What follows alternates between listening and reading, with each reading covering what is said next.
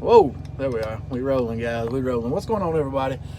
Well, I'm coming back at you. I'm back in the saddle. And, yeah, what went on the other day, I had a good idea what it was. Yeah, I knew it was clutch problems. I was hoping for an adjustment, but after thinking, I had about 1.5 inches play in the top of my clutch. So I was thinking, well, I don't think it's going to be an adjustment issue. I think it's going to be maybe linkage problem, something broke, or worst case clutch. But the clutch didn't slip any. The clutch didn't have no signs of going bad. I mean, no slippage at all. But there's another thing that goes out on these clutches, and I was thinking it might be that after reading a lot of what guys were having issues with. And the springs around the clutch plate, the inner and outer, there's springs around it, which I'm gonna put a picture in a minute, and I'll show you guys that. But got on the phone with some shops, and one shop said that he might be able to work me in 3 days. So you know how that goes. Day 6 you're pulling in because shit happens. The other shops I called, a Kenworth dealer, a Mack dealer, and some mom and pops, every one of them was cram-packed full. Every one of them told me that I was looking at about Monday, and I knew I wasn't going to sit up in West Virginia for a week. So talking to my mechanic, he told me something I could try. He said, you're going to be empty, so you may have to use your starter motor to take off, which I wasn't. Luckily, I just kept playing with the clutch pedal, and I got it to free up, and I got it in gear. And just whenever I got it in gear, I was just needing to take off because it would creep. It would just want to creep and start pulling. But anyway, he told me, he said, when you get up to speed on the highway, when you're in the high side, he said, push your clutch in and rev it up to about 800 RPMs. That way, if any of the spring or anything broken in there is stuck between the clutch plate or, in between the bell housing or whatever, you might be able to spin it loose. Later, talking to my mechanic that actually done my clutch job, I asked him, I said, you know how I got it down here and how to free it up? And he said, yeah, you done a high rev spin? I was like, damn, how come I don't know anything about this? But my two mechanics did. So he said, but you got to be careful of that. He has seen them where they put a hole in the bell housing, so that would not be good. But nonetheless, I tried it. I got up to highway speed, and I pushed the clutch in, and I revved it up to 1800. Well, first I revved it up to 1600, let out of it, engaged gear, and kept going.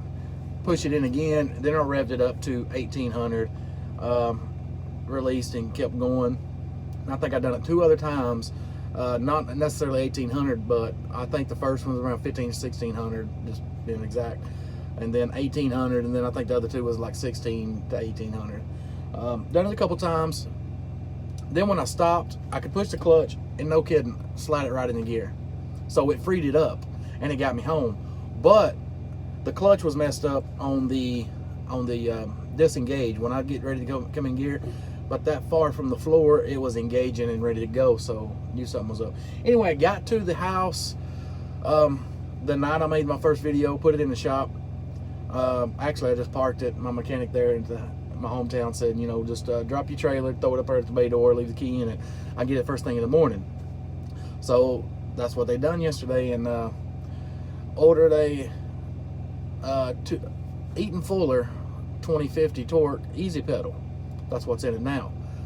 And he said, hey, I have it done tomorrow. So I said, sweet. And anyway, went back up there yesterday afternoon to check it out. Probably about 1 or 2 o'clock in the afternoon, and this is what I seen. Hold on.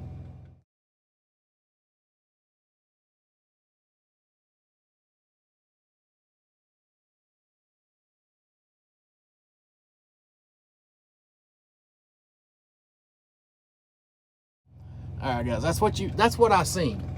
The inner disc, the inner springs, every one of those little springs in there are broken. Every single one of them. On the outer disc, one of the springs, a couple of them were broken, especially that one that came out, and it broke the little lip in there, and it came out. And my mechanic Josh told me, he said when you done that spin, he said, I'm pretty sure you pushed this clutch back into place, because that broken one that came out, it was actually wedged in there sideways. He said, so what, he said, luckily that wedged it in there where it wasn't, you know, messing with anything. But anyway, long story short, put the truck in there Tuesday night, and went up there. I'm losing track of it. What is today? Saturday?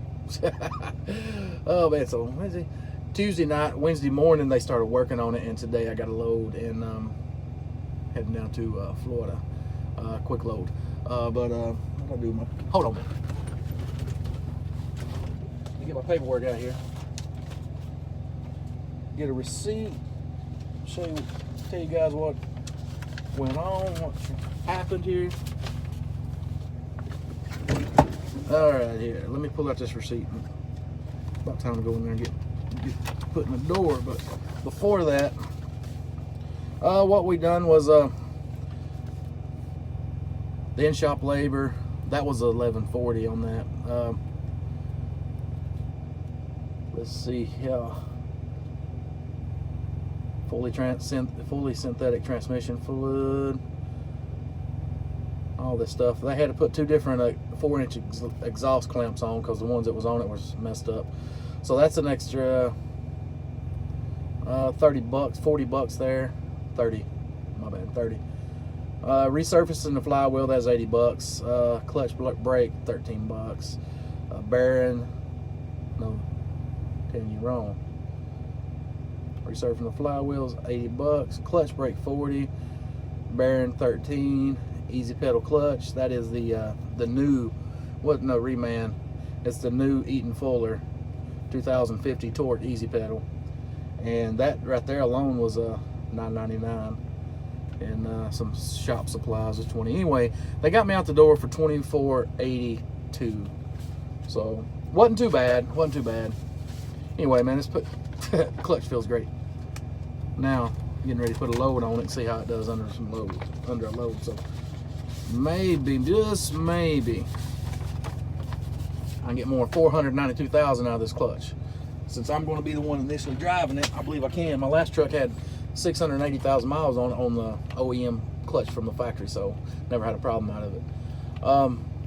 My mechanic down in Griffin, Jerry, told me, he said a big deal why these clutches are going bad is a lot of us use the clutch just for taking off, and that's all we use it for. So when we use that to take off, it builds tension on that inner plate, okay?